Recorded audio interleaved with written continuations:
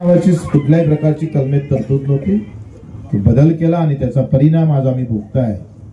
आज गरीब कसा मरतं, लोक असं म्हणत होते का आमच्या लाडक्या बहिणीला 30-35 हजार भेटले म्हणून लोकांना मत पलटवलं. पण लाडक्या बहिणीचा आवाज हाय होता का तिच्या मुलीला शिक्षण चांगलं भेटत नाही, आरोग्याची व्यवस्था चांगली भेटत नाही, सोयाबीनला भाव भेटला नाही, मजुरीची मजुरी भेटत नाही, साधं घरकुल सुद्धा आम्ही पाहतोय ते 5 लाखात होत नाही, 1.25 लाख आमच्या हाती मारलं जातं. त्या लाडक्या बहिणी एवढ्या मूर्ख नाहीये. आणि म्हणून अशा पद्धतीनं शासनाच्या कोठ्यातूनच तुमच्या बँकेत तुमच्या खात्यात पैसे टाकले, तुम्हाला सांगितलं फोन करून तर आम्ही तुम्हाला 20,000 रुपये दिले, मत आता कमळाले मारलं. रिश्वत झाली आणि कायदेशीर रिश्वत देण्याचा प्रयत्न केला. मित्र लक्षात घ्या का आमच्या जीवनात आम्ही सार्वजनिक विचार केला पाहिजे. आम्ही स्वतःचा विचार केलाच पाहिजे, पण आम्ही गावाचा विचार करून चाललो पाहिजे. म्हणजे बाबासाहेबांचा विचार घेऊन चालतो असा त्याचा अर्थ आहे. हा त्याचा अर्थ. आणि तुझे बाबासाहेब आंबेडकरांचं एक शेवटचं वाक्य, कारण आता टाइम झालेला आहे. मी मोठा थोडा पेशंटला सोडून 2-3 पेशंट होते त्यांना भेटून आलो. लोक म्हणे बच्चू कडूला पाडलं म्हणजे घरी बसून तुला घेऊन बसन आणि फिरणारच नाही बाहेर.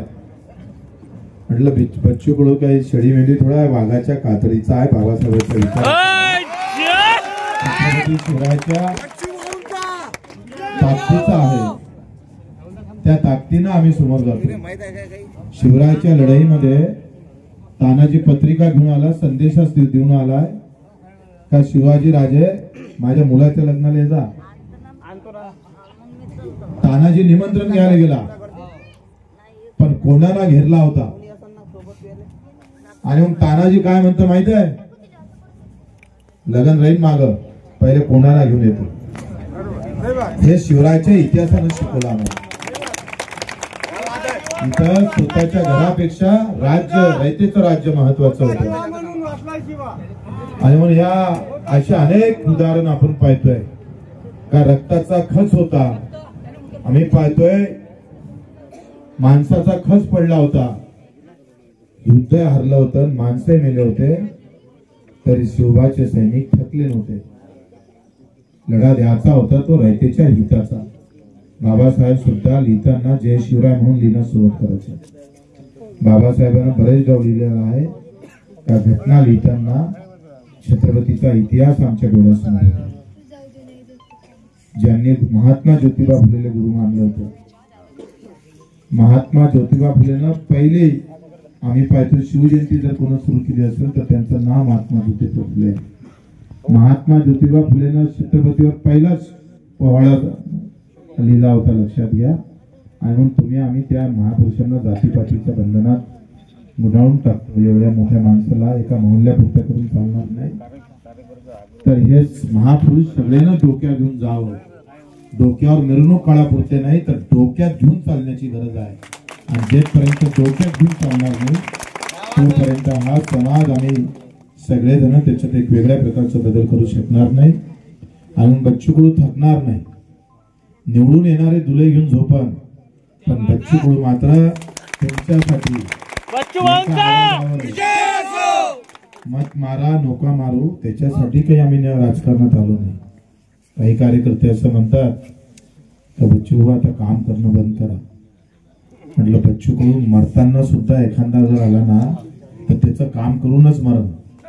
पहिलं काय विषय काम महत्वाचं आहे. आम्ही राजकारणात पदभोगासाठी नाही आलो. हे पद सामान्य माणसाच्या कामी आलं पाहिजे याच्यासाठी आलं. त्याच्यानं काम आमच्या हातून कधीच थांबणार नाही. योगेश चौधरीने एक मॅसेज केला काल. एक पेशंट आहे यश चौधरी, याला घेऊन जाऊ का. म्हटलं बेधडक घेऊन जा. आणि मत कोणाला मारलं माहित नाही. म्हणजे त्याला सांग अधिक चौकात जाऊन शिव्या दे, पण दवाखान्यात आम्हीच तुला नेऊ. तो आमचा धर्म नाही. हा बाबासाहेबांना दिलेली शिकवण आहे. लोकांना गोटे मारले पण त्या संविधानामध्ये जात नाही आणली. बाबासाहेब शेवटी काय म्हणते माहिती आहे, बाबासाहेबांचं शेवटचं वाक्य फार महत्वाचं आहे. अनेक हाल अपेष्टा झाल्या, अनेक वेदना सहन केल्या. रमाईनं तर आम्ही पाहतो गवऱ्या वेचून बाबासाहेबांचं शिक्षण केलं. त्या बाबासाहेबांना अनेक हाल अपेष्टा सहन केल्यानंतर बाबासाहेबांना विचारतात तुम्ही कोण आहे, तर अपेक्षित उत्तर होतं पत्रकाराला की आम्ही बौद्ध आहे असं म्हणून सांगत होते. पण बाबासाहेबांना असं नाही म्हटलं, होय मी पहिले भारतीय आहो नंतर सुद्धा भारतीय. दात घेऊन आम्ही रंगाचे झेंडे घेऊन मिळवताना त्यांना बाबासाहेबांचं हे वाक्य समजून सांगा का आम्ही सगळे भारतीय आहोत. जे जे दुःखी असन, जे जे वेदना असन, जिथे जे समस्या असन, तिथं मी एक भारतीय म्हणून समोर आलो पाहिजे, जात आणि धर्म म्हणून नाही. मी पाहतोय झेंडा घेऊन तर बच्चू कडू निवडून येऊ शकला असता, पण एका इकडे कटेंगे तो बटेंगे आणि दुसऱ्या इकडे फतवा होता. बच्चू कडू मधात सेवेचा झेंडा घेऊन उभा होता. राजकारणामध्ये आम्ही हारलो, पण सेवेत बच्चू कडू हारू शकत नाही, तेवढंच सत्य आहे. म्हणून आपल्या सर्वांना तुम्ही सगळं जाती धर्माचं राजकारण करा, अधिक जात डोक्यावर घ्या, पण सगळ्या जाती धर्माला बच्चू कडूच मदत केल्याशिवाय राहणार नाही. जात कधी आम्ही अडवणार नाही. म्हणून आपल्या सर्वांचे मी आभार मानतो. पडल्यानंतर सुद्धा मला इथं बोलावलं, हारल्यानंतर सुद्धा मला बोलावलं. लोक असे म्हणजे कायचा आहे ते बच्चू कडू आता झोपला असेल म्हणून. आणि मला असं वाटतं मशीननं पाडलं असेल, पण मनात बच्चू कडू आहे मला अजूनही माहित आहे. पुढे पूज्य बाबासाहेब आंबेडकर यांना नतमस्तक होतो आणि सर्वांना संविधान दिनाच्या शुभेच्छा देतो. फक्त येण्याचा निवडणुकीच्या अगोदर या सगळ्यांनी आग्रह केला होता का संविधान दिनानिमित्त तुम्हाला शिरवा कसब्यात यावं लागेल, आणि मी त्यांना होय म्हटलं होतं, पण तेव्हा आमदार म्हणून हो म्हटलं होतं. आता माझे आमदार म्हणून आलो, तेवढाच तेवढा फक्त फरक आहे.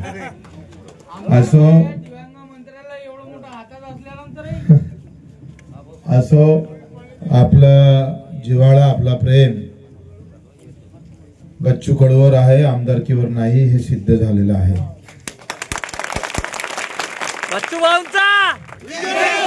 पूज्य बाबासाहेब आंबेडकरांनी संविधान लिहिताना घेतलेले कष्ट, तुमच्या आमच्या भावना, तुमचे आमचे दुःख अतिशय जवळून पाहून, असं नाही आजकाल जे GR निघतं ते मंत्रालयातला एखादा बाबू किंवा सचिव अभ्यास न करता काढतं. अर्थात जसं घरकुल 1.25 लाखाचं भेटते, पण बाबासाहेबांना एक एक पान लिहासाठी मला वाटतं काय माहित किती रक्त आठवलं असेल, किती दिवस आम्ही पाहतो ते मेहनत केली असेल.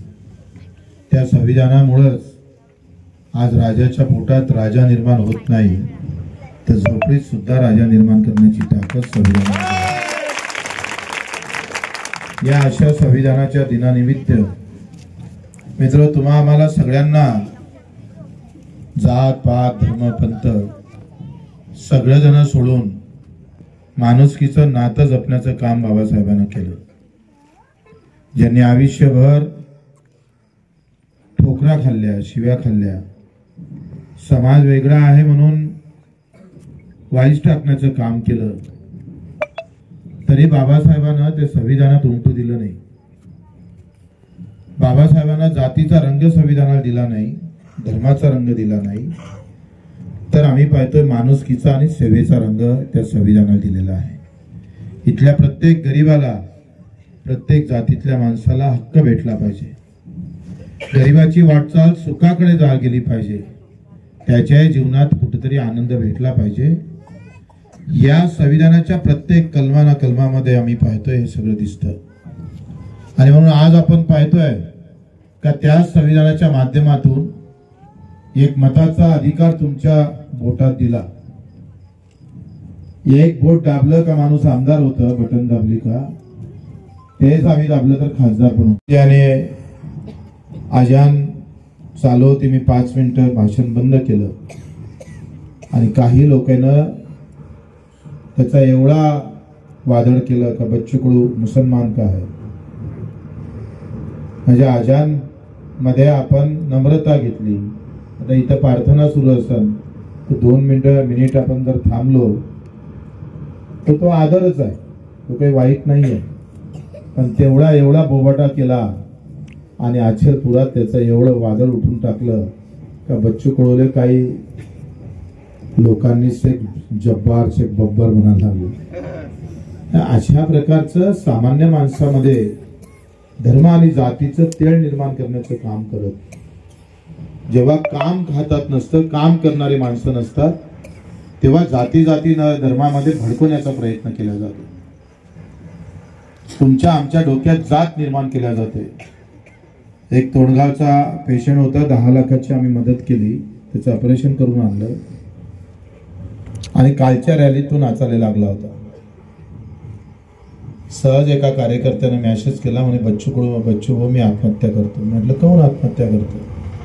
म्हणे भाऊ मी त्याच्यासाठी 4 दिवस मुंबईत होतो, तुम्ही 10 लाखाची मदत केली म्हणून तो वाचला आणि तो आता तुमच्या विरुद्ध स्टेटस टाकतो, बरं झालं पडला. मित्र मी म्हटलं त्याला त्याचा दोष नाही आहे, त्याच्या डोक्यात मोठ्या लोकांना टाकलेली आम्ही पाहतो विचार जो टाकला ना भुसा, तर गरीबाला काय समजतं? त्याच्या डोक्यात जात टाकली, धर्म टाकला आणि त्याला आपल्यापासून दूर नेण्याचं काम केलं. जे कधीच आमच्या गावात आले नाही, आमच्यासोबत बोलले नाही, आमच्यासोबत भेटले नाही, ते लोक मत जास्त घेऊन जातात.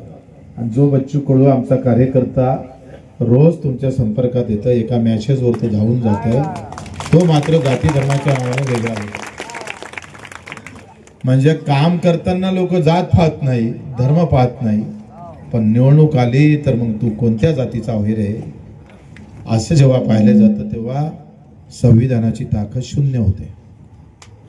लक्षात घ्या का ही निवडणूक रंग आणि आम्ही पाहतो जातीवर करावी असं बाबासाहेबांना कधीच वाटलं नव्हतं. बाबासाहेबांना निवडणुकीच्या बाबतीत काय लिहिलं आहे, लोकांनी लोकांसाठी निवडून दिलेला लोकप्रतिनिधी. तिथे तर बाबासाहेबांना पक्षही मान्य केला नव्हता. पूर्ण देशातून आपापल्या ताकदीवर लोकांना एकत्र यावं, तिथं सरकार बनावं. पक्ष ही घटनेत आम्ही पाहतोय नमूद नव्हती, नंतर त्या तरतुदी झाल्या, काही बदल केला आणि मग पक्ष आला आणि पक्षानं आता त्या ताकदीचा उपयोग गुंडागर्दीत नेला.